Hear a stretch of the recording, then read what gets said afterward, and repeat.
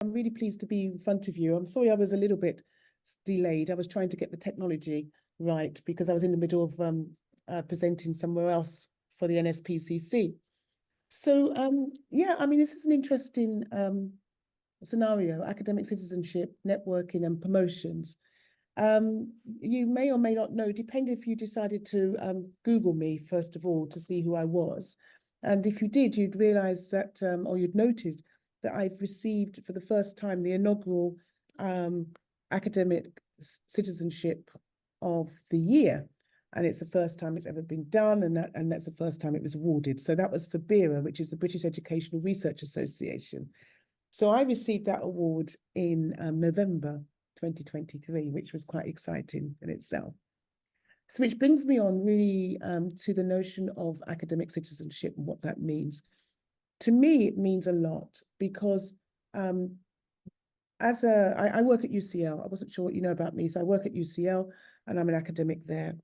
So academic citizenship really kind of helps my research. So my research is a circle. I do research. I want the community to understand my research, and I also use teaching to enhance my research. So I see the teaching, the research, and the community are all part of a circle. And without that, I'm not able to really do my work. So the type of citizenship I do is internationally and nationally. My work is, I'm a feminist. So for example, I do research in Brazil, and I'm very interested in the suburbs of Brazil, which is of course to do with the favelas. So I want to know what's going on with women in favelas within society. And I see that as, and I'm not getting a lot of money for that. I'm getting zero, just my plane fare. And I really want to know what's going on and what kind of feminism is happening within that particular community. So I go to places like that to see if I can make connections, to look at community feminism. But I do a lot of work within the community. So the community might come knocking on UCL's doors, and I open up the doors and say, well, come and do your stuff here. We've got a big place here, and the community should be able to engage with what's happening within the university, and also to put things on in the spaces of the university as well. So I do things like that. I also get involved with various events as well. That's really important. My other role is I'm Vice Dean for EDI, which is, I have a small amount of time to be able to do that role. But I'm also chair of Athena Swan, which one could argue that's a citizenship role within the university. And that's looking at gender and equity. So there's two big roles there. One, I chair that, Athena Swan, and the other one, I'm Vice Dean for EDI for my faculty. So you might think to yourself, so what difference does that make to the academy? It's not as easy as it used to be able to go up the ladder. And you do need to be able to show evidence that you are doing citizenship, along with your publications, along with your teaching and your research. I've had no qualms about doing citizenship because I've always been able to do that as part of who I am. And networking, I'm the queen bee of networking. I will always network. I'm a hustler. So I'll hustle with business. I will do that with communities. I will do it with whoever I think will help me to either get some funds to be able to do my research or be able to make sense of my research and put it out there. And that's something I do all the time as well. Just very quickly in relation to promotion. Well, that's a very thorny situation. If you're white, if I may say so, promotion is, you're able to go by the criteria, theoretically. If you're Black or of any other minority group, I'd say the hardest is if you're Black and going through the promotion, because the criteria doesn't always fit with what you're trying to do, or you don't fit their criteria. And so there's always another storyline around it. And I'm being honest about that. But if you're another minoritized group, you may be able to get through the criteria with a few bits of hitches, And then if you're white, the criteria is really written for yourselves. So that's a bit easier. And I'm not saying they don't have issues, but there are issues. I suppose the other thing as well is that when you're looking at any of those three, academic citizenship, networking, and also promotion, if I start with academic citizenship and then networking, the most important thing is to be authentic and to be your authentic self. I've always been authentic self. So whatever I do, I'm doing because it's part of who I am. I'm not doing it because I want to get through the ref or I need it for promotion. That's not me. Some people, that's what they do it for. I don't. Does it make a difference? It does for me. Does it get you up there quicker? Well, may not, maybe not, but I don't mind that. My research is all about social justice, particularly Black women and Black girls. I have no apology about it.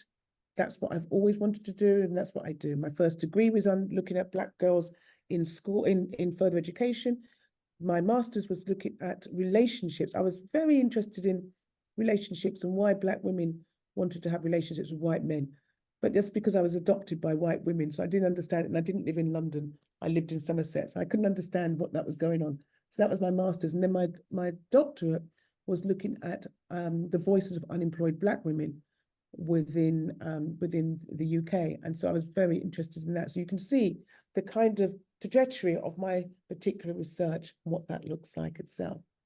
I think maybe I'm coming towards the end, but I suppose the final thing is as well, is that I also like to be able to go to lots of conferences, and I go to conferences not because I want to spend money, but it's my networking. The networking at conferences is unbelievably great, internationally and nationally. It helps to build up and people to understand your work, and you can do it to be able to show off your work, to be able to get thinking through your work in all different ways as well.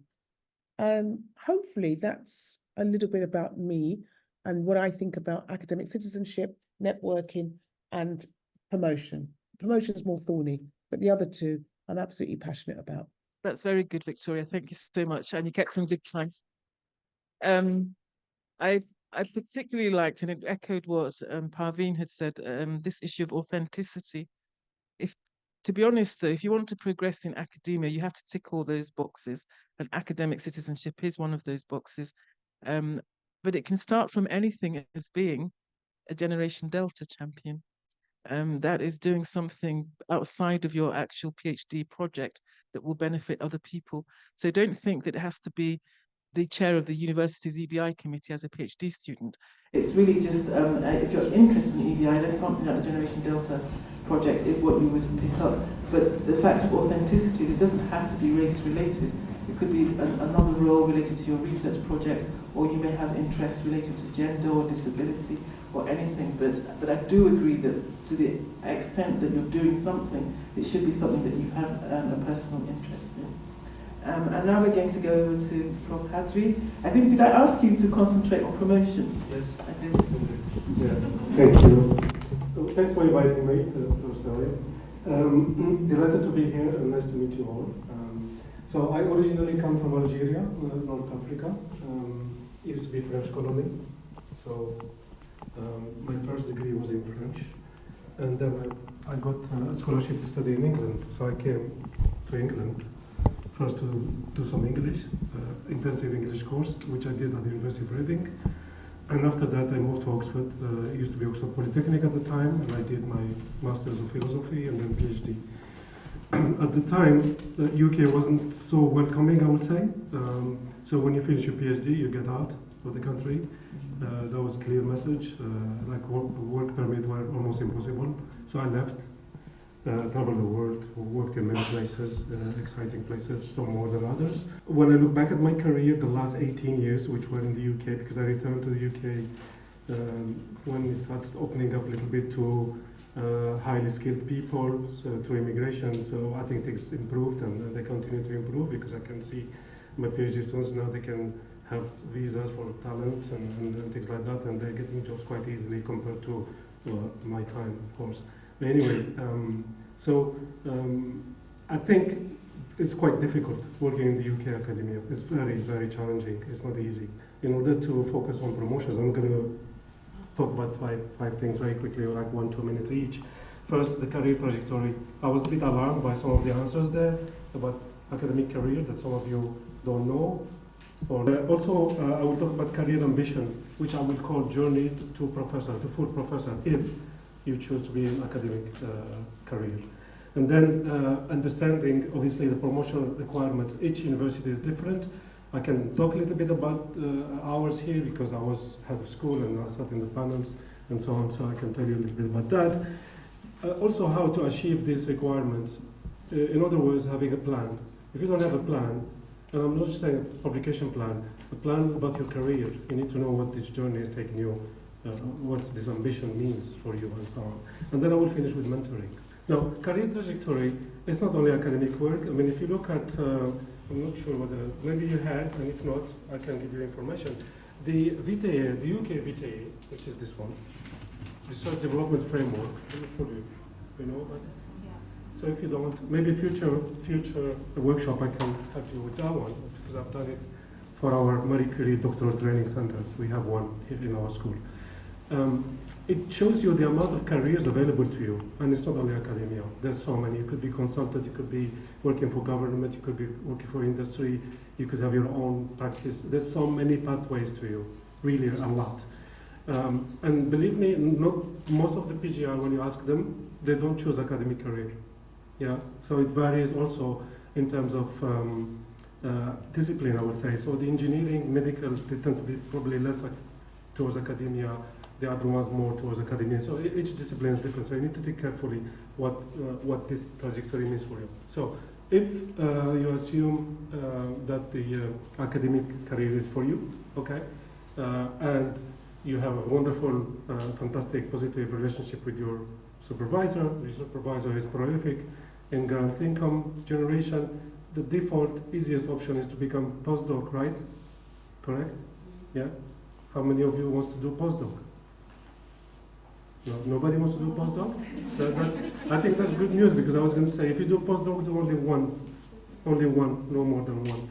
Because otherwise you become stuck in this vicious circle of reapplying and praying that your supervisor or whoever has a project lined up, and it's really a terrible situation. So I suggest, if you want to do it once, and after that move on to either lectureship or research fellowship. Sometimes you can move. I have a postdoc who was my PhD student, who came with me to Sheffield, who became research postdoc, and then he became research fellow permanent. But that's quite difficult to achieve, and it's very few. And when you look at the university, very, very few are in that category. So think careful what trajectory you are aiming for, and then go for it. So the ambition, which is my second point, is if you are, okay, decided for academic career and you would like to be professor. I know some people who have been 30 years in academia as lecturers, and they're happy with it, and there's no issues, okay? And there are others who climb to professor within maybe less than 10 years, maybe 6-7 years, they're full professor. It's incredible, really, like this. But it doesn't happen always. It's very rare. We have one here on my right-hand side. And it depends how many institutions you worked on with. If you have been overseas, maybe that experience is not recognized, like it happened to me. Sometimes I had to come down to go up again. So you need to take all those into consideration. Sometimes also moving is a way of getting promoted. I've done it too. When I couldn't get the chair in one of my universities, I had to go elsewhere. So to be more appreciated, that's also fine, you know. But you need to have that very clear. I want to be a professor within 10 years or 12 years or 14 years, whatever that might be, if you are a lecturer, or even if you look at our academic career pathways here in Sheffield, there are 4 possibilities. You could be a lecturer, teacher, you could be teacher stream, you could be research stream, or you could be innovation stream. So we have 4 streams, depends which one you are, and clear guidelines on how to achieve that. And this is, for example, the flow chart of how to be, promoted.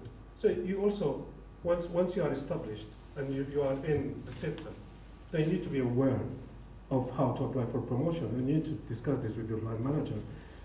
when am I ready? What do I need? So we talked about networking. We talked about, academic citizenship, which is critically important.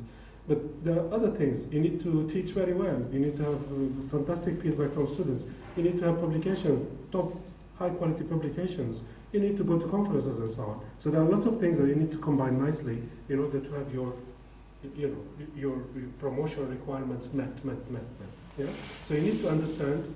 You need to look, which is my third point, to look at your institution's promotion criteria. There are lots of guidance. They can tell you what they mean by meeting this objective, that objective, and how, and so on and so forth. And then you can discuss that with your mentor and then the head of school or head of department.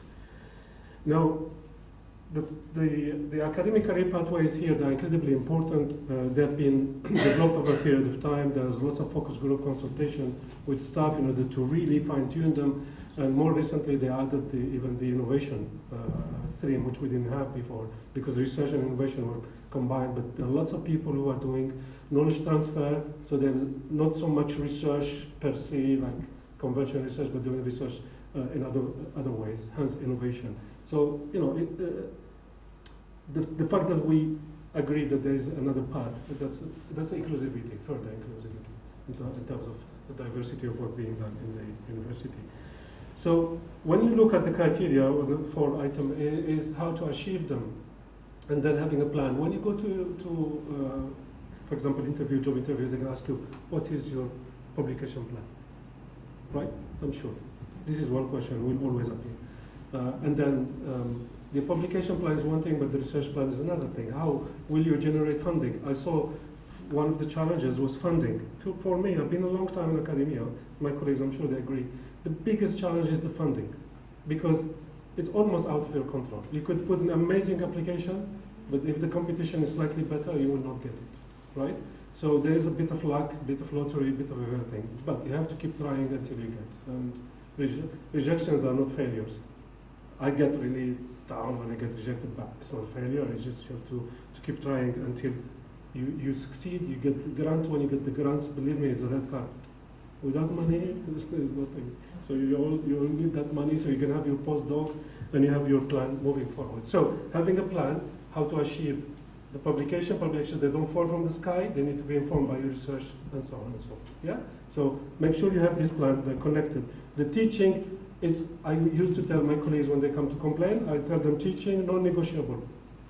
I don't want any issues with teaching. They have to be done incredibly well.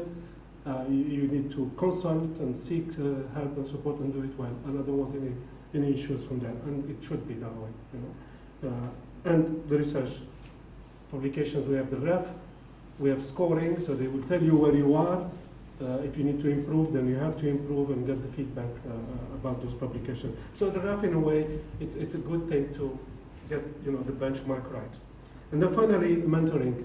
Default position, ideal position, is that your supervisor is an amazing person. It's helpful, it's understanding, it's sympathetic, understands your background, your needs, and so on. Be your mentor. I have been mentored to many of my PhDs, that's not all of them. But if your supervisor, for some reason, you don't feel comfortable, you need to identify someone else who you could relate to, who may have a similar experience to you, who you feel will be able to guide you. And you could try several, not all of them, because I used to, as a head of school, to assign mentors, but then after a couple of meetings, they come to me and say, can I change my mentor? Because there was no chemistry, maybe too harsh criticism, maybe not really useful. So not every mentor works. So you need to look for that, seek it, and I call it a scaffolding for your career. You have great mentors, you will have great energy, and you will be guided in the right direction. So I think that needs work. I think you need to spend time into identify a mentor that will be ideal person by your side. And believe me, I struggled as well. So if you want to contact me later for any specific things, I'll be very happy to help you. Thank you. Thank you very much. Some very useful pieces of advice there. We need to be intentional about our trajectory, where we want to be, where we want to end up. Rejection is not failure. I like that very much. And you're not married to your first mentor.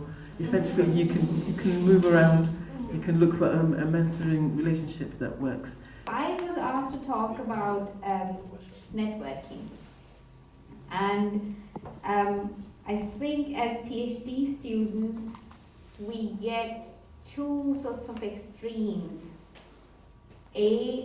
Where we think networking is not really important, or sometimes you are in kind of place in your life where networking doesn't seem that important. And so if I take my example, when I was doing my PhD, at that time I had a child who was only 3-4 months old, and the second one was born during PhD, second year of the PhD program, and I was working full time and doing my PhD full time. So networking was not part of my ambitions or necessity. And I also thought that when you go to conferences or other places, that used to be a very difficult place. Because it felt like everybody's there on a showcasing trip, and everybody is, that's how I felt it. I'm not saying people do that, but that's how I used to feel, that it feels like everybody is doing this grand world-changing work, and I am just nobody and not doing anything because I could never come up to that kind of explanation. So that would put me even off from sort of going to those sorts of instances. And I didn't know why it is important to network, and I only realized all of these things very late in career, when it started affecting your career progression. And these are some of the things that, especially at that time, I'm talking about 10 years back, I completed my PhD in 2012, so at that time nobody actually told you. So today we are very lucky that at least there are people who can share examples of how it has affected them, and at least can bring it to, in forefront, so we understand where we are going. So why networking? Networking is a process of creating and nurturing relationship with people in your field, or in your setting, and or the field that you aspire to join. So for example, again, if I take my examples, if I'm a nurse and I would like to join more the arena of gender-based violence, which was very much different from nursing-related aspects. So these are two different spheres, if you like.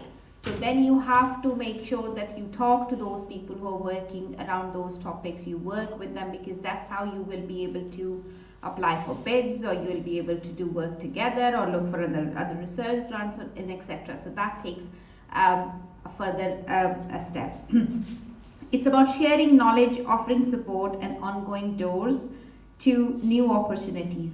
So therefore, it is important to understand that it helps us in terms of, in many different ways. So for example, it not only helps us understand where the market is, what different jobs are available, where you can apply, and though you have to be good at your job, and you will be applying through job applications and everything else, what networking does is it helps you connect with people, to know people, to help people know you and your strengths, and to give you feedback, to help you develop your confidence, and many other kind of softer things that we do not necessarily think about as important. So for example, if you were writing a paper and you needed some support from somebody who is an expert in that field, and if you know them through networks and you've met them in a conference or somewhere, you could just email them and they'll be able to have a look at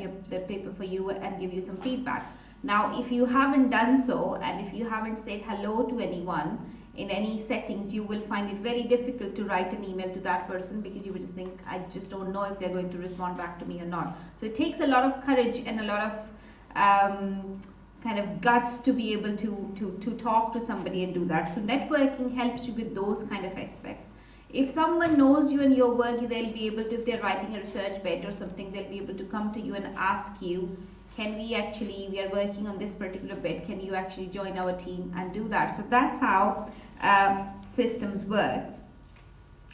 These days, the digital networking and the opportunities that we have through social media as well as the online like Zoom, Meet and other aspects are very useful, and they can help you network quite easily with people who are not even living or staying into the settings where you are. You just need to be a little bit careful though. So we just did a project a couple of years ago where we had people from 12 people from 4 countries, and we didn't realize the time differences in each country. So a couple of people were in America, they were in Australia and New Zealand, so then you end up having 2 meetings. So don't go completely mad with it. So try and make sure that you also look at those kind of practical aspects. But digital networking has made it a lot easier for people to stick together. You will know quite a lot of people who are through only X, like you've never met them, but they know your work and you know their work, and therefore you're able to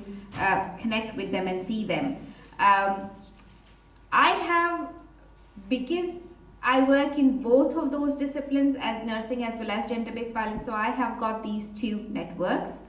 Then I have got networks from the perspective of people who are working in Pakistan or outside Pakistan. So Pakistani individuals, people who are working within the context of nursing internationally, and people who are working within the context of gender-based violence nationally and internationally through academic journals. So I'm editor-in-chief of International Nursing Review, so that brings me into that community. I sit on the editorial board of the Journal of Interpersonal Violence, so that brings me into that community. So then it is about making sure that you connect, you are aware of the opportunities there, you join JISC mails and other settings which allow you to connect to individuals or see what's being published in there, who are the people who are writing about different things, who are the influential people that you need to know, and who you can ask for mentorship and support when it's needed. And same goes the other way around with nursing as well. And then what we also try and do is bring these 2 things together, so to be able to identify people who work around gender-based violence and domestic abuse context within the context of health or within the context of nursing. And it helps a lot. It helps in terms of, I've already said about developing projects and everything else, but also disseminating your findings and things that you do. So one of the things that I do is I do a radio program. I've been taking a little bit of a break from that, but a radio program weekly through a local radio station, Link FM, and that's the community network that I work with. Okay, so the usefulness of that is that I get the opportunity to translate the knowledge that we develop from academia, to translate that into practical aspects and simple language for the benefit of the community, and people in the community are able to access that information and are able to make use of that information and take some guidance. And on the other hand, when we are developing some research projects and anything else, so we know who do we go to. So we've already developed those trusting relationships which are long lasting, and that helps. So how do you build your network? You have to be strategic about it. You have to understand the importance of it, and you have to understand why is it that you want to do it. So as I said, I did not start at networking or taking this aspect seriously till I realized that it's now affecting my progression into my profession. It's when I'm going to go for promotion. So one of the things that is being said is that you need to develop your national and international reputations. It's only then I started looking into it. Where you are, you can start looking into those aspects now to actually see where do you see yourself in 10 years time and who do you want to be, and that will then allow you to understand who do you want to network, which colleagues do you want to work with, who do you want to ask to mentor you or support you and take you there. So you need to have your clear goals. Ask yourself, what is it that I want to achieve from this? And it has to be a genuine relationship. Identify a platform and events that are more relevant to you. Go to those places consistently. So for example, conferences, it's not enough if you go to a conference first time because you look like a lost soul and you're just walking around and nobody knows, nobody else. But if you keep going to those same conference year by year or every second year or something like that. You start building relationships, you start noticing people, people start noticing you, and that's how you develop your networks and you develop people you understand. Work on creating who you are and why should people remember you. So talk about your work in those networks. It's just not important to be just a face, but you want to do it because you want to grow your work and you want people to understand what is it that you do. So work on those aspects of what is it that you want to be known for, and use the opportunities to present the work that you're doing with other people so that people remember you. Networking is grounded in mutual respect and authenticity. So remember to be genuine in your interaction with people, not just interact with people because you want something from them, but you have to develop that trusting and long-lasting relationship with them. And that is really important. Make sure that those relationships are long-lasting and are not just there because you wanted something from them. And these days it's a lot easier because you could share different opportunities if you're coming across it with the conference opportunities, or if there is a book that you've come across or paper that you've come across that you think people will find it useful, and you can send it to other people and say, well, look, this is what I've found and I think that's interesting and useful for you, and tell me how you're doing or what's happening. So try and make an effort where you connect with people on a regular basis. Networking can be very daunting and challenging, and it could be out of your comfort zone. So therefore you have to take smaller steps if you're not at all comfortable with it at all. So try and go into your local network. So maybe start off with your school or within your university before taking it bigger, if that helps you. And I'm not sure how much have I taken the time. Am I okay with that? So I'm not very okay with it. just finishing last point. So last points which I wanted to say, that keeping up with the social media and keeping up with the opportunities which are coming new in the context of networking is really important. And that is through, for example, Facebook, Instagram and TikTok even nowadays. Problem arises when we stop using it, then it becomes really difficult to use it. It's a little bit like if you do not update your phone because you like the setting it is working on and everything else, and there comes a point where your phone is not going to work on those settings and you will end up updating it. When you update that phone, it changes everything, and now you don't know how the buttons are functioning or how do you different things. And if you're anything like my husband, then you start shouting and screaming, so what has happened to my phone? So therefore doing it slowly and gradually and keeping up with it is more important, and developing your skills as you go along is more important than just leaving it there. So that's just a very generic kind of overview. I'll be more than happy to talk about and give examples or take any questions.